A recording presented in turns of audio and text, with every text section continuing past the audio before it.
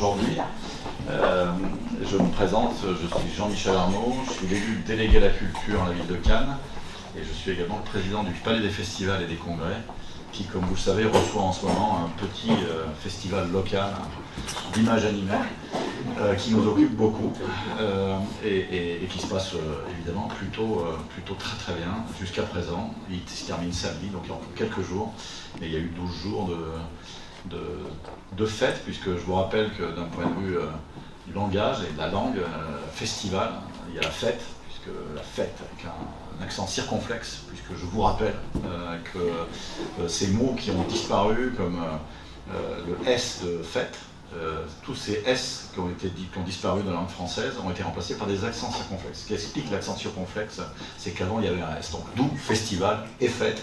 Donc vous rappelez une fois de plus que vous êtes dans un lieu, dans une ville qui en ce moment reçoit le plus grand événement culturel au monde et que c'est un festival, c'est-à-dire qu'il est sur le thème et sur l'axe de la fête.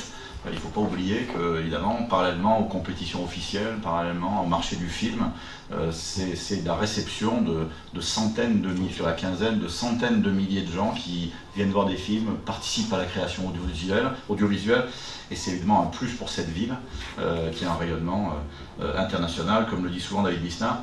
Cannes, c'est un village mondial, c'est-à-dire une ville de 75 000 habitants. Alors, nous accueillons aujourd'hui des gens de Marseille, donc évidemment rien à voir avec la taille d'une ville comme Marseille, mais donc une petite ville de 75 000 habitants ou une ville moyenne, mais qui reçoit tout au long de l'année le monde entier, puisque le Festival de Cannes, qui est évidemment l'événement le plus important de l'année pour le festival, puisqu'il rassemble sur 6 semaines 12 jours de festival, n'est événement parmi les 150 qu'organise le Palais chaque année, le congrès professionnel, et puis tout l'événementiel culturel, ou une bonne partie de l'événementiel culturel de la ville de Cannes. Donc je voulais vous saluer au nom du maire de Cannes que je représente, saluer Guy Janvier, qui a disparu. Il est là.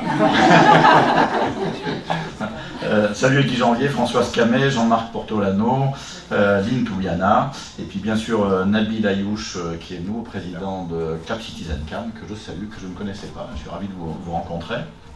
Alors, on est réunis aujourd'hui pour ce prix de la citoyenneté dont Guy Janvier m'a parlé longuement depuis quelques années, puisqu'on en parle depuis plusieurs années. Alors c'est un thème qui est de la citoyenneté, qui est un thème absolument exceptionnel à traiter. On en parle beaucoup aujourd'hui parce que citoyenneté, c'est la nation, c'est le citoyen, c'est la démocratie. Et quand on parle des jeunes que vous êtes, c'est important d'appuyer encore sur cette notion de citoyenneté parce qu'on se demande aujourd'hui, le citoyen français, ce que c'est. Qu'est-ce qu'être citoyen aujourd'hui ? Le citoyen français, j'ai l'impression qu'il est un peu désemparé, un peu égaré, un peu perdu par ces périodes de post-Covid, d'élections multiples et variées, la présidentielle, les législatives, et qu'en sortie de Covid, ce citoyen qui se retrouve rarement ensemble pour refaire communauté, il est plutôt en train de s'égarer, sachant que qu'est-ce que représente aujourd'hui la citoyenneté d'un pays ou du monde? Ça c'est une vraie question et je pense que les jeunes générations que vous êtes peuvent se la poser.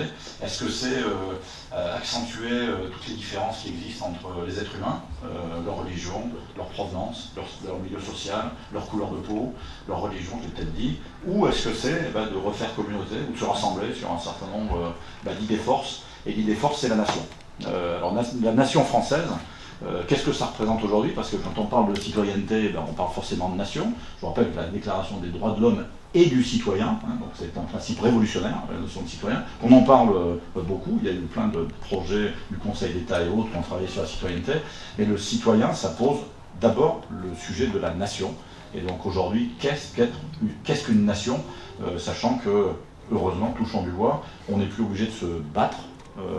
Jusqu'à quand, je ne sais pas, mais on n'est plus obligé de se battre dans un pays comme le nôtre pour conserver sa nationalité.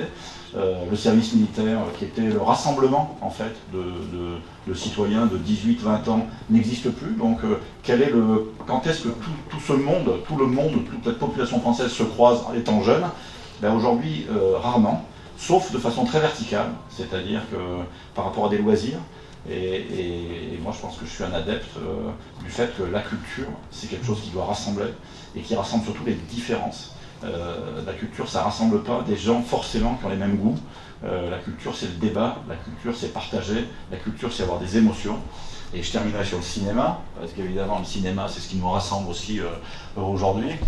On fait beaucoup de choses sur l'éducation artistique et culturelle en France. Ça a été lancé par le ministère de la Culture, par le ministère de l'Éducation nationale.